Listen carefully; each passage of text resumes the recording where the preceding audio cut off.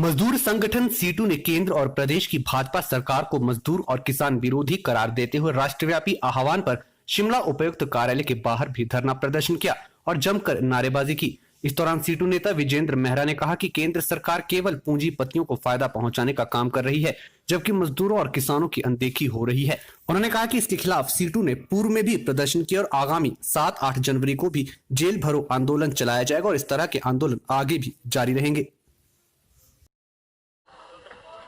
देखिए, इस देश के अंदर जो वर्तमान हुकूमत है,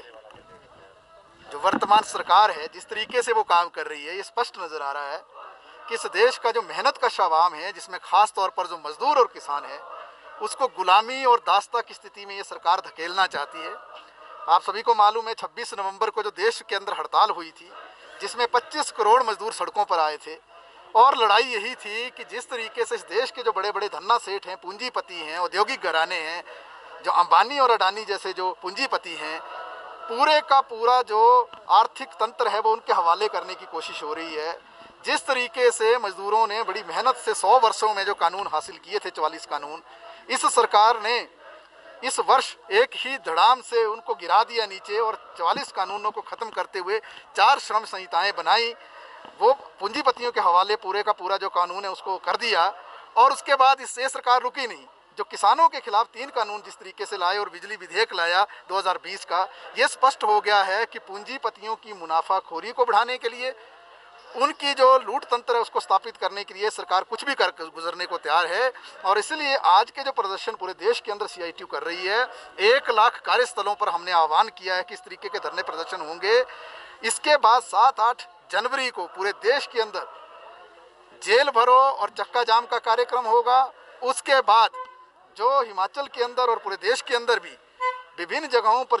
जो है जत्थे चलाए जाएंगे, जिसमें 24 से 31 जनवरी तक ये जत्थे चलेंगे, और उसके बाद आंदोलन आगे बढ़ेगा। जो बजट सत्र होने जा रहा है विधानसभा का अगला, उसमें हज़ारों मजदूर जो शिमला की ओर कूच करेंगे, और इस लड़ाई को शिमला के अंदर भी, हिमाचल के अंदर भी और पूरे देश के अंदर भी इसी तरीके से आगे ले जाएंगे। हम ये कह रहे हैं कि आप पूंजीपतियों की लूट को बरकरार रखने के लिए आपने मजदूरों के कानून ख़त्म कर दिए, आपने किसानों के खिलाफ कानून ला दिए, आप इस देश के अंदर जो पूरे का पूरा जो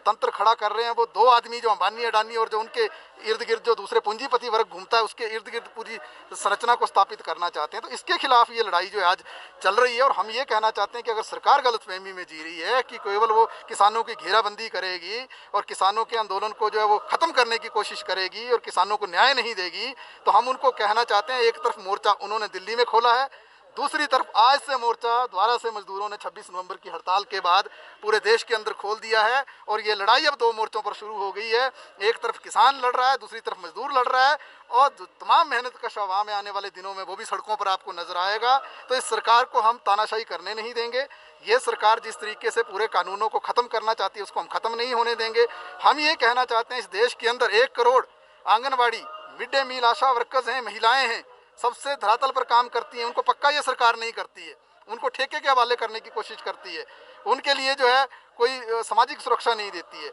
इस देश के अंदर जो ठेका मजदूर और